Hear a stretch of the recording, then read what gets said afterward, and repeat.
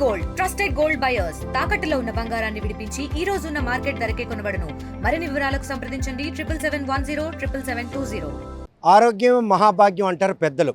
ఈ సూత్రాన్ని వంట పట్టించుకున్న దేశ ప్రధాని నరేంద్ర మోడీ దీనికి దివ్యౌషధం కేవలం యోగా మాత్రమే చేయాలని నిర్ధారించుకున్నారు. 2014లో ఐక్యరాజ్య సమితిలో యోగాకు అంతర్జాతీయ గుర్తింపుని తేవడంతో పాటు ఇప్పటి వరకు 10 ప్రపంచ యోగా దినోత్సవాలు జరుపుకున్నారు. 11వ ప్రపంచ యోగా దినోత్సవానికి మాత్రం విశాఖ తీరం వేదిక అయింది.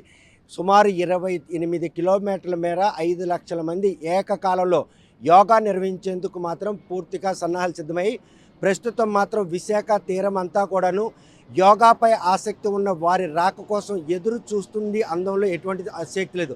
చల్లని గాలి వీస్తున్నటువంటి అలల నడుమ ఈ యోగాను నిర్వహించేందుకు ఏర్పాటు చేశారు ఆంధ్రప్రదేశ్ ప్రభుత్వం.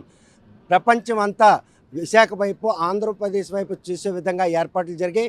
కాకపోతే ఈసారి జరిగే ఈ 11వ అంతర్జాతీయ యోగా దినోత్సవం మాత్రం 175 దేశాల నుండి విదేశీ అతిథులు కూడా వస్తున్నారంటే యోగాకి ప్రపంచంలో ఎంత గుర్తింపును తేవడంలో ప్రధానమంత్రి తీసుకున్నటువంటి ఆ నిర్ణయం దోహదపడింది అనడానికి మాత్రం ఎటువంటి ఆసక్తి. ప్రస్తుతం ఈ యోగాలో మాత్రం నిష్ణాతులై అవార్డులు గ్రహీతలు మనం ఉన్నారు. చూస్తే యోగా ఇది మనిషికి కేవలం ఆరోగ్యం పరంగా తీసుకున్నట్టు చర్యల్లో భాగం అనుకోవచ్చా, లేకపోతే దినచర్యలో భాగంగా చూసుకుంటే దీర్ఘకాలిక రుగ్మతలు రాకుండా మనిషి ఆరోగ్యంగా జీవించేందుకు అవకాశం కలిగేందుకు దోహదపడుతున్నారు. ఇది మనసుకి, శరీరానికి, ఆత్మకి మూడింటికి కూడా ఏకం చేసి సమగ్రంగా, సమైక్యతంగా, సర్వమతైక్యతతో కూడుకున్నటువంటి ఒక అద్భుత సాధనమండి యోగా అనేది. సాధన సాధ్యతే సర్వమని మన యోగులు చెప్పారు.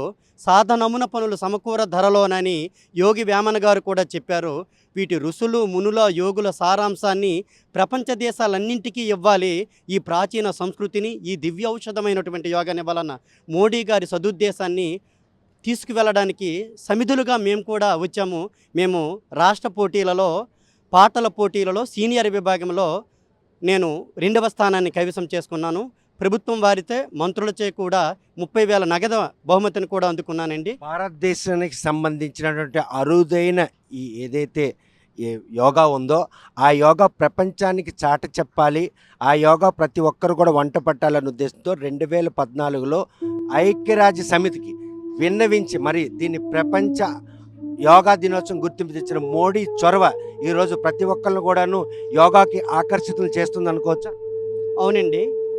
పూర్వంలో మనకి యాజ్ఞవల్క మహామునిని ఒక ఆయన, అంతకంటే ముందు పతంజలి గారు యోగ సూత్రాలని అటు వేదాలలోని, ఇటు రామాయణంలోని, భారతాలలోని, పురాణాలలోని అన్నింటిని కూడా ఒకటిగా చేసి మనకి దివ్యంగా యోగ దర్శిని అనే పేరుతో యోగ సూత్రాలని అందివ్వడం జరిగింది.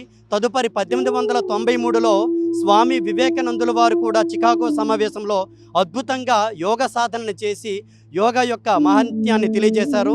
ఆధునికంగా కూడా అప్పటి నరేంద్రుడి అంటే మన సిద్ధార్థుడి దివ్య మంత్రాన్ని, యోగా సూత్రాన్ని ఇప్పటి మన గౌరవ ప్రధాన నరేంద్ర మోడీ గారు కూడా దానిని మరింత విశ్వవ్యాప్తం చేయాలన్న ఉద్దేశంతో విశ్వ సాధనంగా, విశ్వవ్యాపకంగా, విశ్వం యొక్క ఒక దిక్సూచిగా అన్ని మతాలు, ఎందుకంటే ఇది బౌద్ధంలో ఉంది, జైనంలో ఉంది, సిక్కులో ఉంది, అన్నింటిలో ఉంది. వీటిని భారతదేశమే కాదు ప్రపంచమంతా కూడా ఉండి ఒకటిగా సాధించడానికి ఇచ్చినటువంటి ఒక దివ్య యోగా అండి యోగం అండి. యోగా అంటే ఒక దివ్య ఔషధం, ఐక్యతకు మారుపేరు.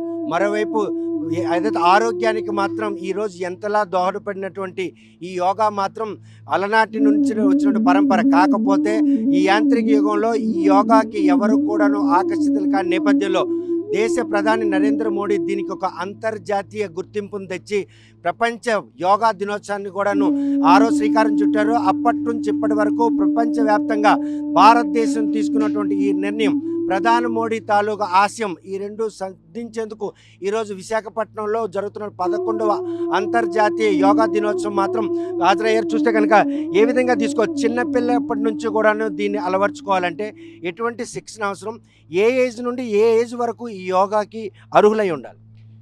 మన భారతదేశమేమో ఒక ఆధ్యాత్మిక గురువుగా ఉండాలంటే, అందరూ ఆరోగ్యవంతులుగా ఉండాలని సదుద్దేశంతోనేమో మన గౌరవ ప్రధానమంత్రి గారు ఈ ప్రపంచాన్ని అంతటిని కూడా ఏకం చేద్దామనే ఉద్దేశంతోనేమో ఈ అంతర్జాతీయ యోగా దినోత్సవ వేడుకలు ప్రపంచానికి చాటి చెప్పారు. అయితే ఈ యోగా అనేది 8 సంవత్సరాల నుంచి 80 సంవత్సరాల వృద్ధుల వరకు చేయొచ్చు. పాఠశాలలో ఈ యోగాని పాఠశాలలో ప్రవేశపెడితే చిన్ననాటి అలవాట్లు చిరకాలం ఉంటాయి అని ప్రతి స్కూల్కి కూడా ఒక యోగా టీచర్ని మన గవర్నమెంట్ ప్రతిపాదిస్తే ప్రతి పాఠశాలలో కూడా ఈ యోగాని ప్రతిరోజు సాధన చేస్తే 2047 నాటికి మొత్తం మన ప్రపంచం అంతా కూడా ఈ యోగా స్వర్ణమయం జరుగుతుందని, మన ప్రధానిగా ఆశలు ఆకాంక్షలు నెరవేరుతాయని నా అభిప్రాయం అండి. నేను స్టేటు ఫస్ట్ షార్ట్ ఫిల్మ్లోనేమో నాకు కె జనార్దన్ రావు నా పేరు, మా భారతపురం మన్యం జిల్లా. షార్ట్ ఫిల్మ్లోనేమో నాకు స్టేట్ ఫస్ట్ వచ్చింది. మొన్న తుమ్మలపల్లి కళాక్షేత్రంలో గౌరవ మంత్రివర్యులు, ఆరోగ్య శాఖ మంత్రివర్యులు, పర్యాటక శాఖ మంత్రివర్యులు మాకు రాష్ట్ర అవార్డులతోని గౌరవించారు. ఈ కార్యక్రమంలో పాల్గొనడం నిజంగా మాకు చాలా ఆనందదాయకం ఉంది. చూస్తే కనుక అవార్డుల గ్రహీతలు సైతం ఈరోజు యోగా ఏ సదుద్దేశంతో ఈ యోగా కార్యక్రమాన్ని నిర్వహించాలని ప్రధానమంత్రి శ్రీకారం చుట్టారు. 10 ఏళ్లుగా జరిగినటువంటి ఈ ప్రక్రియలో చాలామంది ఆకర్షితులయ్యారు. ప్రస్తుతం విశాఖ వేదికగా జరుగుతున్నటువంటి 11వ అంతర్జాతీయ యోగా కార్యక్రమం జరుగుతుంది. ఏర్పాట్లు కూడా మరోసారి చూద్దాం. సాగర్ తీరంలో మునుపెన్నడూ కూడా అటువంటి షిప్పులు లంగరేసి లోపల ఎక్కడో ఉండేవి చూశారు. కానీ ఈరోజు నేవీ కూడాను ఈ యోగాలో పార్టిసిపేట్ చేస్తుంది. అవి కూడా ప్లాట్ఫారం చేసుకుని నేవీ సిబ్బంది కూడా రేపు యోగా కార్యక్రమంలో పార్టిసిపేట్ చేసుకుంటారు.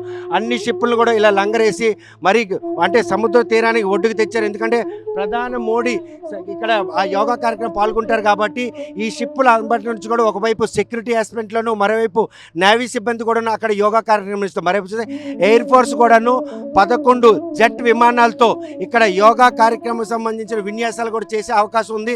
మరోవైపు చూస్తే కనుక కట్టుదిట్టమైన భద్రతా ఏర్పాట్ల నడుమ ఈరోజు విశాఖపట్నం తీరంలో 11వ అంతర్జాతీయ యోగా దినోత్సవానికి మాత్రం సర్వం సిద్ధమైంది. ప్రతి ఒక్కరు కూడాను ఇందులో భాగస్వామి కావాలి. మరోవైపు చూస్తే ఎక్కడ ఏదైతే ప్రధానమంత్రి యోగా కార్యక్రమంలో అక్కడి నుంచి 28 కిలోమీటర్ల మేరకు ఏదైతే కోస్టల్ రోడ్డు ఉందో రోడ్డుతో పాటు ఇలాగ సాగర్ తీరంలో అందుబాటులో ఉన్నటువంటి బీచ్లో కూడాను ఇక్కడ యోగా నిర్వహించేందుకు కార్పెట్లు కూడా వేస్తున్నారు. ఆహ్లాదకరమైన వాతావరణంలో 11వ అంతర్జాతీయ యోగా దినోత్సవాన్ని ఘనంగా నిర్వహించేందుకు రాష్ట్ర ప్రభుత్వం ఈ కార్యక్రమాన్ని ప్రతిష్టాత్మకంగా తీసుకుంది. నెల రోజులుగా వేలాది మంది అధికారులు, సిబ్బంది రేయింబవళ్ళు శ్రమించి రేపు జరగబోయే ఈ కార్యక్రమాన్ని సక్సెస్ చేసేందుకు వారు చేస్తున్న ప్రయత్నం మాత్రం సఫలం అయ్యే క్షణాలు సమీపిస్తున్నాయి. ఉత్తరాంధ్రకు సంబంధించినంత వరకు చాలామంది ఈ యోగాలో పాల్గొనేందుకు ఇప్పటికే ఆన్లైన్లో సుమారు 8 లక్షల మంది ఆన్లైన్ చేయించుకున్నారు. కాకపోతే ఇక్కడ కేవలం 5 లక్షల మంది మాత్రమే వస్తారన్న విధంగా ఏర్పాట్లు చేసిన ఈ తరంలో మిగతా వారి తాకిడి కనుక ఎక్కువగా ఉంటుందనే ఉద్దేశాన్ని ముందుగానే పసిగట్టినటువంటి నిర్వాహకులు ఏవైతే సముద్ర తీరానికి అంటే సమీపంలో ఉన్నటువంటి ఖాళీ స్థలాలు ఉన్నాయో అక్కడ కూడా యోగాలో పాల్గొనేందుకు అవకాశం కల్పిస్తున్నారు. ఎవరైతే QR కోడ్లో రిజిస్ట్రేషన్ చేసుకున్నారో వారందరూ కూడాను ఆయా స్థలాలు చేరుకుంటారు. సుదూర ప్రాంతాలకు వచ్చిన వారు కూడా స్పెసిఫిక్ లొకేషన్లు ఇచ్చారు.